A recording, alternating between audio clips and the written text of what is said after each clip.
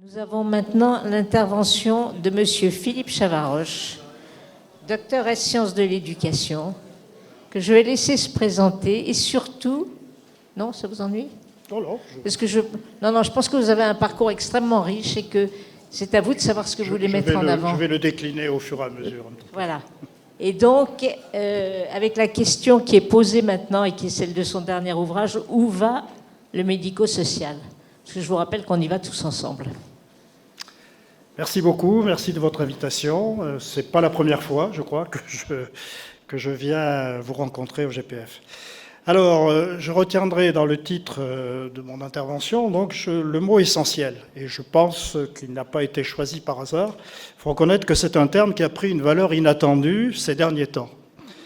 Alors justement, où on a tenté de distinguer ce qui était essentiel de ce qui l'était moins, ou pas du tout, qu'est-ce qui fait l'essentiel du secteur médico-social aujourd'hui, et plus particulièrement dans l'accompagnement des personnes polyhandicapées? Alors, où va le médico-social? Donc, c'est le titre de mon intervention, et vous l'avez rappelé, de mon dernier ouvrage paru aux éditions RS. La réponse que je formulerai aujourd'hui est certainement marquée par un pessimisme. Et je m'excuse par avance, je vais peut-être être un peu pessimiste, mais ça permettra peut-être de justement rebondir. Donc, un pessimisme qui s'est peu à peu installé chez moi au cours des rencontres que j'ai maintenant depuis plusieurs années avec les équipes médico-sociales, donc des IME, maisons d'accueil spécialisées, foyers d'accueil médicalisés notamment, et aussi quelques équipes hospitalières, dans ce que l'on nomme les analyses des pratiques professionnelles. Donc je pratique l'analyse des pratiques professionnelles. Alors je constate quand même que nombre d'équipes sont en difficulté, et même j'oserais dire en réelle souffrance face à ce que, d'une manière générale, elles désignent comme une perte de sens de leur travail.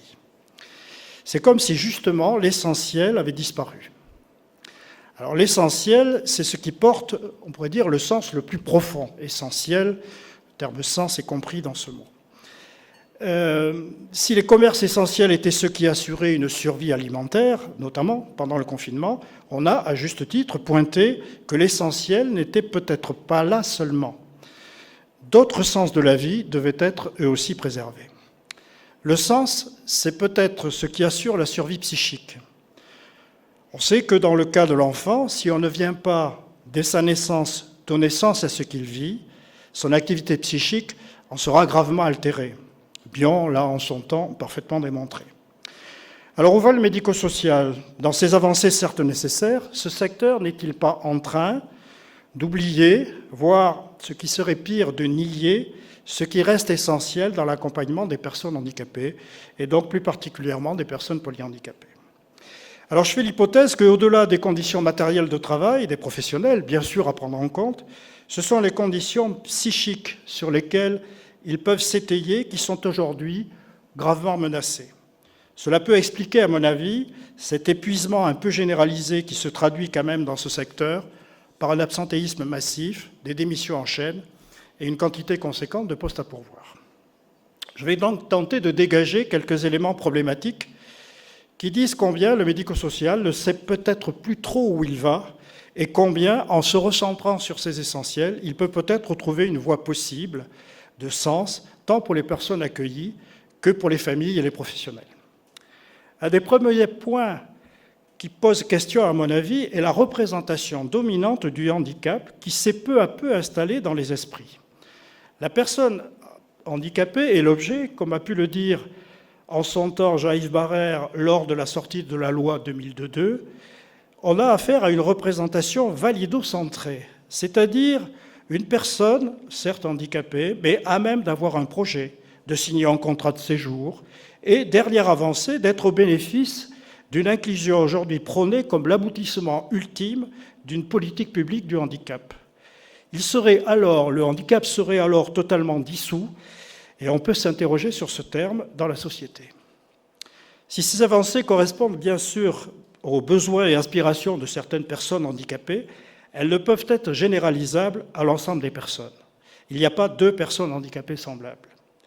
Il semble que toutes ces politiques oublient ou dénient une des caractéristiques pourtant essentielles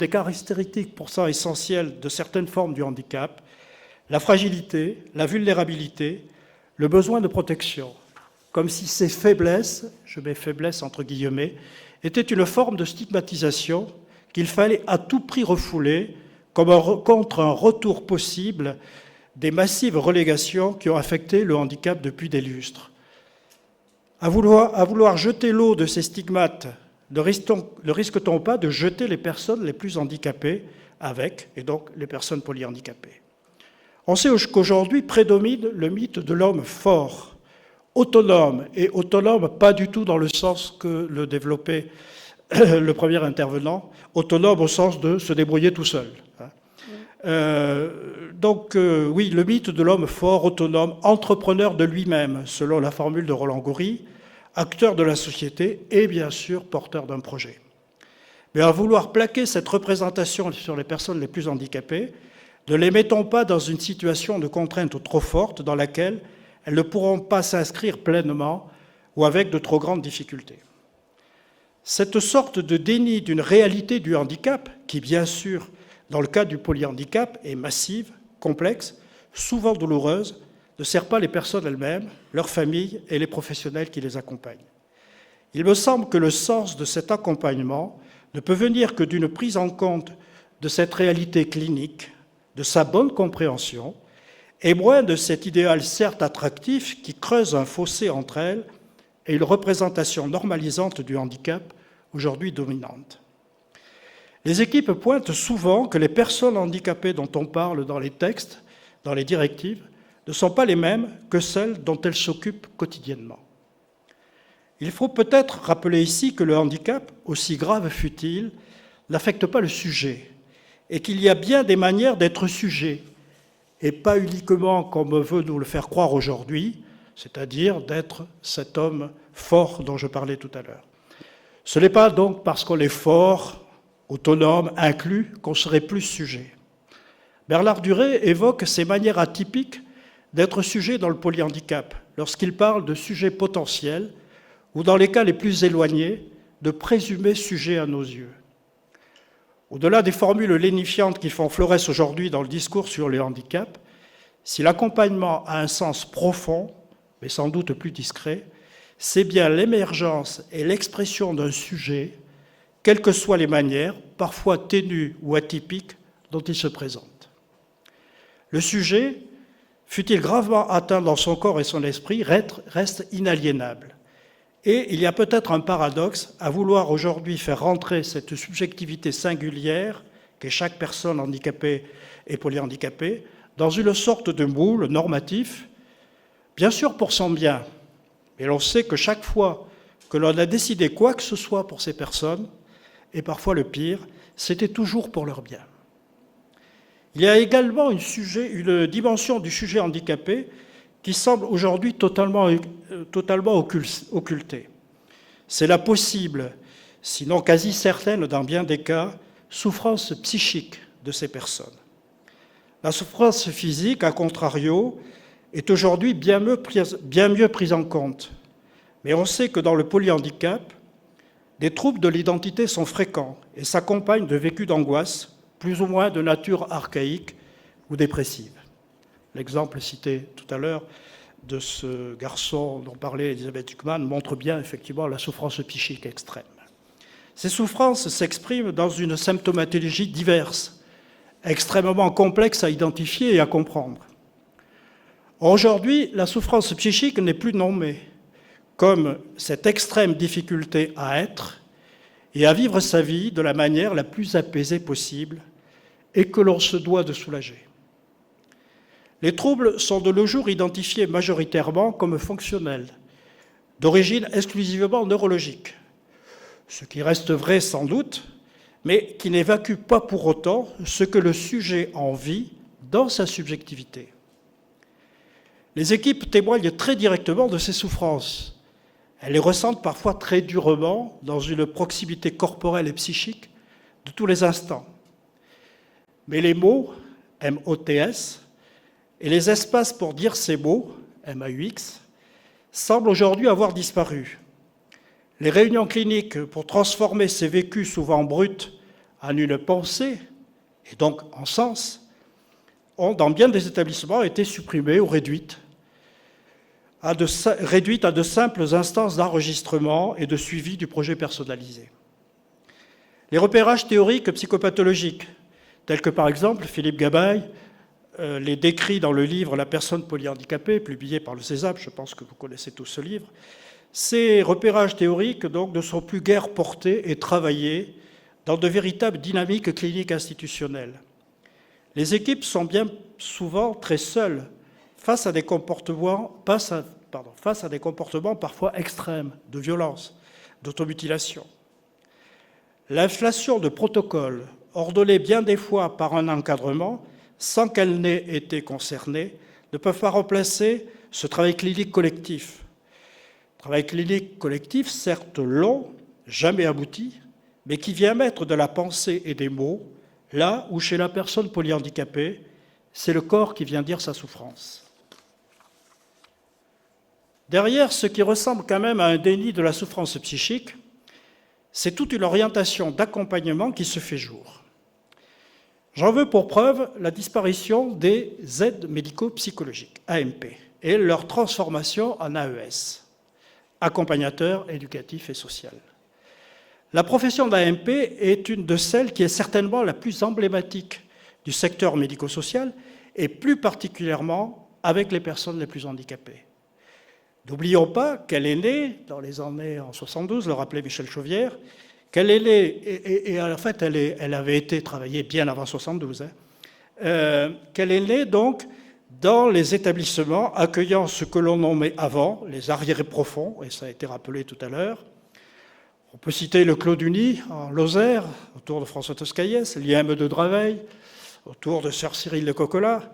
On pourrait penser aussi à l'APF avec Jean Buriel, et bien d'autres. C'est dans ces établissements que la profession d'AMP, qui s'appelait avant les aides maternelles, est née.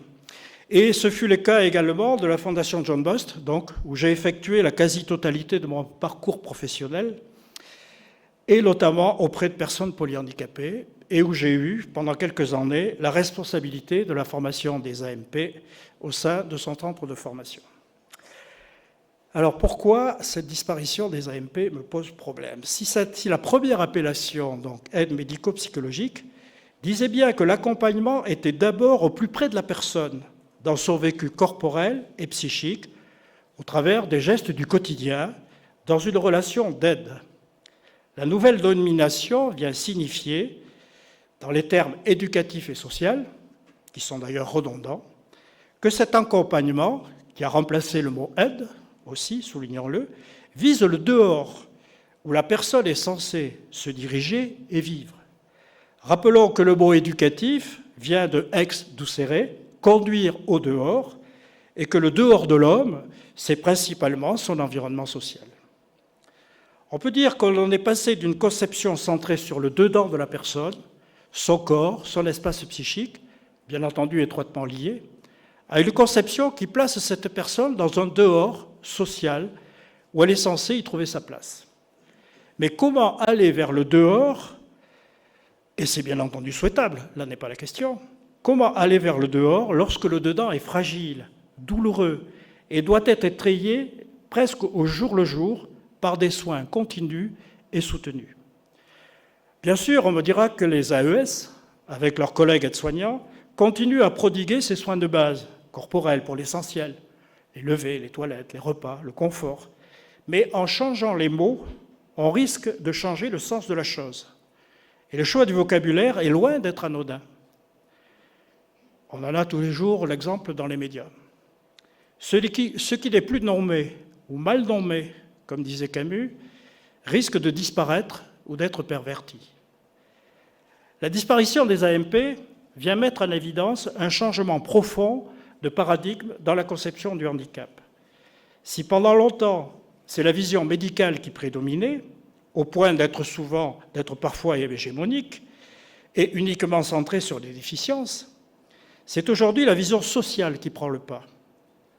En poussant les logiques presque jusqu'à l'absurde, on pourrait penser que dans cette approche, le handicap n'existe pas. Seule la société est handicapante. Comme souvent, on assiste à des retours de balancier qui mènent à des extrêmes, voire à des clivages. Un des versants serait totalement mauvais et l'autre totalement bon. Et l'on sait que le clivage, c'est une simplification de la réalité. Bien entendu, les personnes atteintes de polyhandicap, faut-il ici le rappeler, ont besoin de ces deux approches complémentaires. Et si les facteurs environnementaux définis dans la CIF sont influents, on ne saurait dénier, toujours dans la CIF, l'importance des problèmes de santé et des facteurs personnels. Mais ce changement de paradigme paraît opérant au point que la dimension du soin, rappelée dans le terme médicaux, de médico-social, ne semble plus essentielle. De même, l'espace-temps qui portait ce soin, au sens large du terme, à savoir le quotidien, paraît délaissé. Pourtant, c'est bien dans le quotidien que la difficulté à vivre de ces personnes gravement handicapées s'exprime le plus souvent par des symptômes. Et c'est dans et par le quotidien que les professionnels de proximité, que sont les AS et les AMP, maintenant les AES, peuvent au jour le jour tenter d'y apporter des étayages pour, et ce n'est jamais acquis, rendre cette vie ordinaire peut-être un peu moins difficile, un peu moins douloureuse. Le quotidien est porteur en lui-même de potentialités thérapeutiques essentielles. C'est tout d'abord un temps fiable, marqué par la répétition. Et l'on sait combien, pour certaines personnes gravement handicapées, vivant dans des angoisses de non-continuité de leur propre existence, cette stabilité est rassurante. Le quotidien, ce sont aussi des espaces que l'on nomme souvent, à juste titre, les lieux de vie, qui assurent une sécurité lorsque des limites corporelles trop imprécises ne permettent pas de se protéger et que l'absence de motricité rend impossible la fuite ou la défense. Le quotidien, ce sont les soins du corps, dont on ne rappellera jamais assez combien ils sont essentiels. Le quotidien, c'est enfin la présence, la permanence d'une relation à l'autre, justement supportée par ces gestes apparemment anodins de tous les jours, et qui vient attester d'une possible intersubjectivité, le sentiment d'exister face à l'autre, condition première pour être sujet, et il a été question du regard tout à l'heure, et ça s'inscrit tout à fait dans cette ligne-là. Qu'en est-il aujourd'hui de cette dimension essentielle du quotidien comme base incontournable du soin, en complémentarité, bien évidemment, avec les soins médicalisés dont les personnes polyhandicapées ont besoin? On sait bien que si ces soins techniques sont indispensables, ce ne sera pas exclusivement dans le cabinet médical du spécialiste, dans la réalisation d'actes infirmiers, dans le tête-à-tête avec un thérapeute dans le bureau d'un psy, ou dans les gestes codifiés des personnels soignants dûment identifiés dans leur rôle propre délégué, que la personne trouvera les seules réponses à sa grande difficulté à vivre, à sa souffrance. Pourtant, c'est bien ce que le dispositif Séraphin-PH vient développer, ramenant le soin à seulement traiter des fonctions défaillantes par des professionnels certifiés soignants, parcellisation du soin dans des actes isolés les uns des autres, faisant du protocole l'alpha et l'oméga d'un soin pensé et décidé d'en haut et appliqué en bas, selon des modèles hiérarchiques hospitaliers. En déniant à la vie quotidienne sa valeur thérapeutique, et si l'on veut bien se rappeler l'étymologie du terme thérapeutique, ce terme qui signifie le service à celui qui souffre. Pourtant, une toilette réalisée avec une attention particulière à un vécu corporel peu ou pas unifié, un repas où l'angoisse est apaisée par une présence bienveillante, un environnement sécurisant et une bonne connaissance des mécanismes de déglutition. Une parole juste, dite face à une agitation anxieuse. Une main qui se pose pour calmer des tensions. Et un sourire le matin au lever. Ne sont-ils pas du soin, qui certes relève d'un prendre soin au sens large, mais qui vont plus loin, dans le sens d'un soin très adapté à ces états particuliers que sont les polyhandicaps. Car loin d'être aussi simple et naturel qu'on voudrait bien le croire, cet accompagnement dans la vie quotidienne requiert des savoirs. Si ce sont des savoirs pratiques, ils n'en ont pas moins de valeur que les savoirs dits savants qui leur sont complémentaires.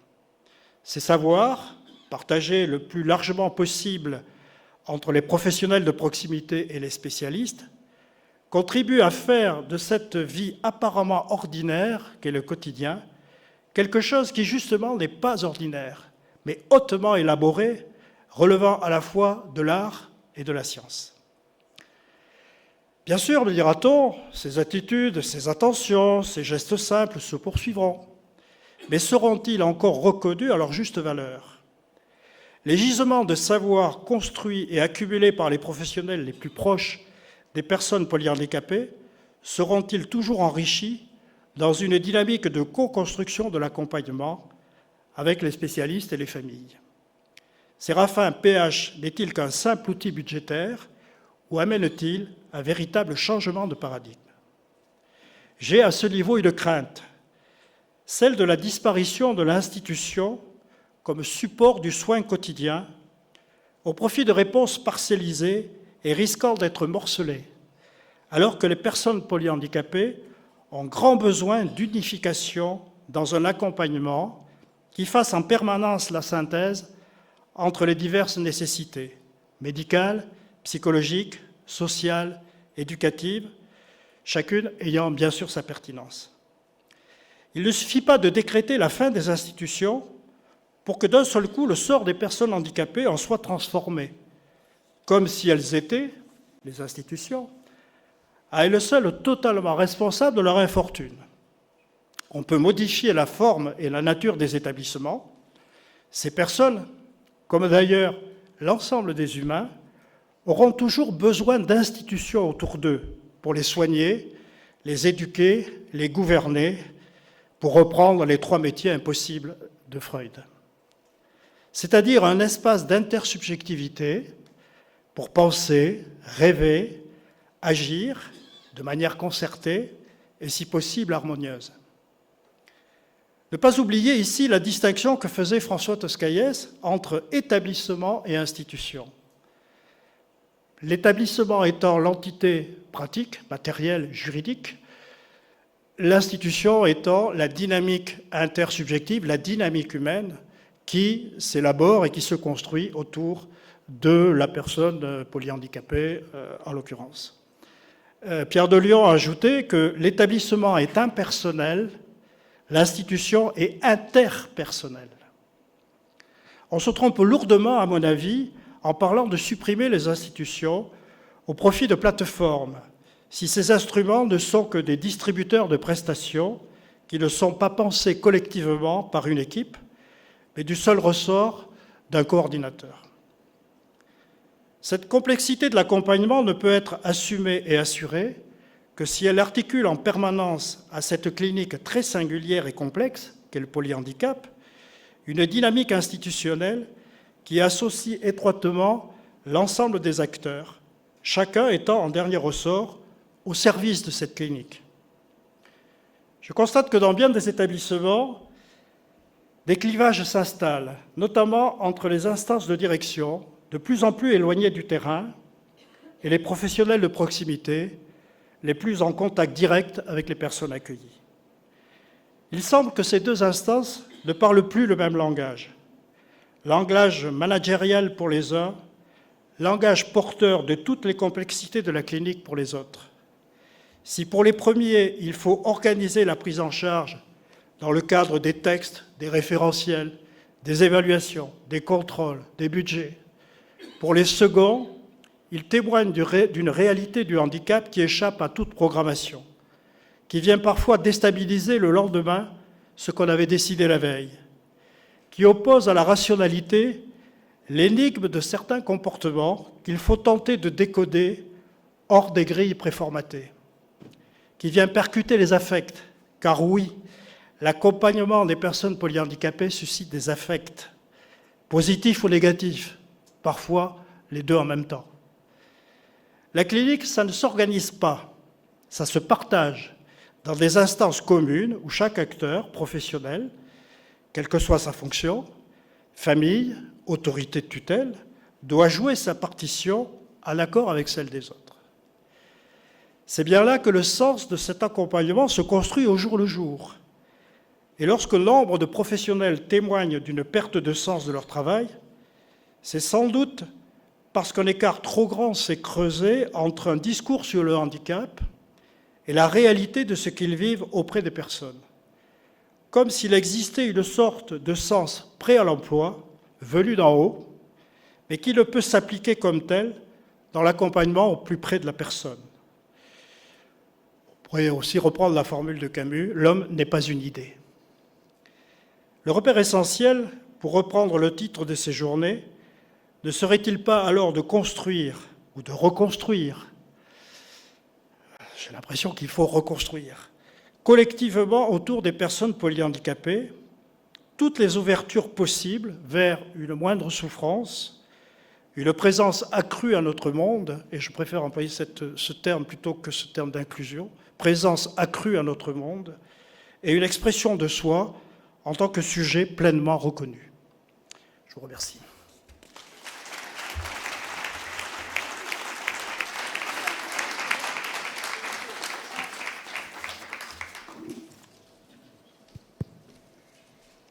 Merci pour cette très belle intervention.